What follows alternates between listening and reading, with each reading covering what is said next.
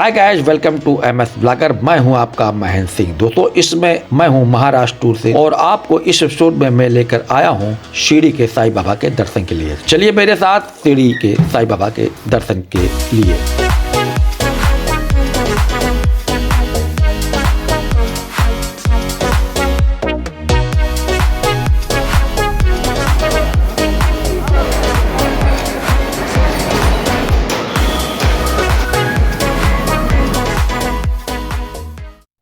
दोस्तों, एलोरा को देखने के बाद 6:30 बजे के करीब हम यहाँ से निकल रहे हैं शिरडी में साईं बाबा के दर्शन के लिए, जो कि हमें 110 किलोमीटर की ये जर्नी करनी है। तो हम इस समय अपनी टैक्सी से शिरडी की ओर जा रहे हैं। तो दोस्तों, शिरडी आप कैसे पहुँच सकते हैं, इसके 3 विकल्प हैं। तो यहाँ से जो एयरपोर्ट है वो 14 किलोमीटर की दूरी पर है। अगर आप ट्रेन के द्वारा आना चाहते हो तो यहाँ से 3 किलोमीटर की दूरी पर रेलवे स्टेशन स्थित है। अगर शिरडी का बस अड्डे की बात करें तो यहाँ से केवल आधा किलोमीटर की दूरी पर स्थित है। अगर शिरडी तक ट्रेन आपकी नहीं जाती है तो आप नासिक तक बाई ट्रेन पहुँच सकते हैं और नासिक से बस के द्वारा आप 2.5 से 3 घंटे में शिरडी पहुँच सकते हैं। शिरडी का बस अड्डा बहुत ही बड़ा है, तो कई राज्यों से यहाँ सीधे बसें आती हैं। अगर यहाँ हम रुकने की बात करें तो यहाँ शिरडी साईं ट्रस्ट द्वारा बहुत ही अच्छी रहने की व्यवस्था की गई है। किसी भक्त निवास में आपको 500 रूम अवेलेबल है और किसी भक्त निवास में आपको 1000 रूम अवेलेबल है।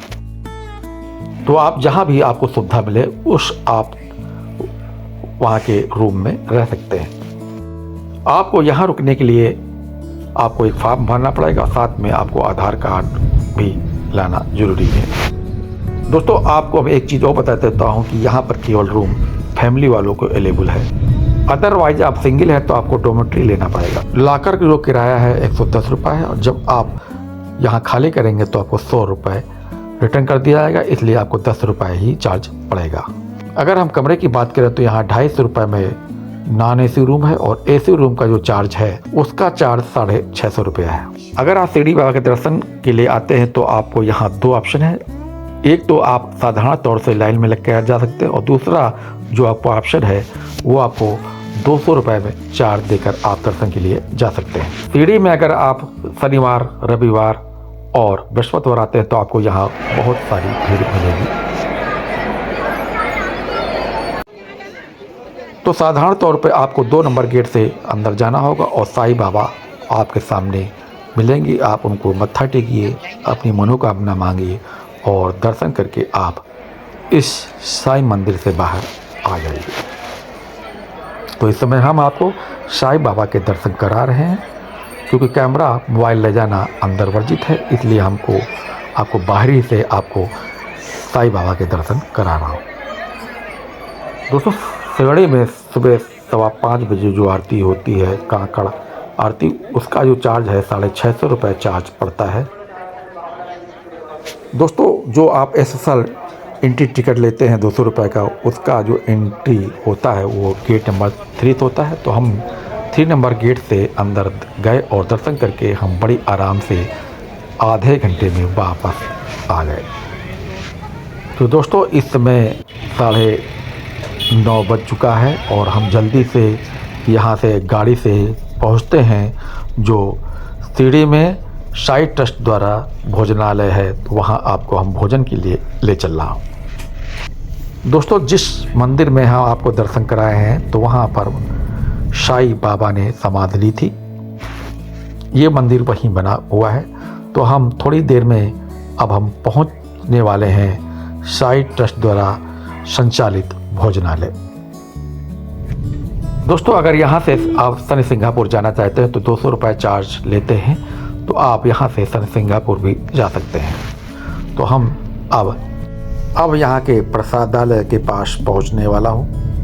अंदर सबसे पहले टोकन लेते हैं, उसके बाद हम आपको भोजन कराने के लिए अंदर ले चलते हैं। तो हमें लगभग आधा घंटे के बाद हम अंदर प्रवेश कर चुके हैं। बहुत सारी यहाँ देखिए टेबल में थालियाँ लगी हुई हैं। तो हम एक मेज पर बैठते हैं और खाना परोसने का इंतज़ार करते हैं। दोस्तों यहाँ का जो भोजन पकाया जाता है वो सोलर पैनलों द्वारा पकाया जाता है। बहुत ही स्वादिष्ट यहाँ का भोजन होता है। तो दोस्तों यहाँ का भोजन आपको मुफ्त में उपलब्ध कराया जाएगा। दोस्तों इस हॉल की कैपेसिटी की बात करें तो यहाँ पर 3,500 लोग एक साथ भोजन कर सकते हैं। तो ये सामने खाना परोसा जा चुका है जिसमें चपाती, राइस, दाल और 2 सब्जियां और साथ में एक बर्फी का टुकड़ा भी दिया जाता है। तो दोस्तों भोजन करने के बाद हम निकल पड़े नासिक की ओर। तो ये एपिसोड हम यहीं समाप्त करते हैं। मिलते हैं अपने अगले एपिसोड में जहां पर आपको त्र्यंबकेश्वर ज्योतिर्लिंग के दर्शन के लिए नासिक से ले चलूँगा। तो ये वीडियो हम समाप्त करते हैं। अपना ख्याल रखिएगा। हर हर महादेव। जय साईं बाबा।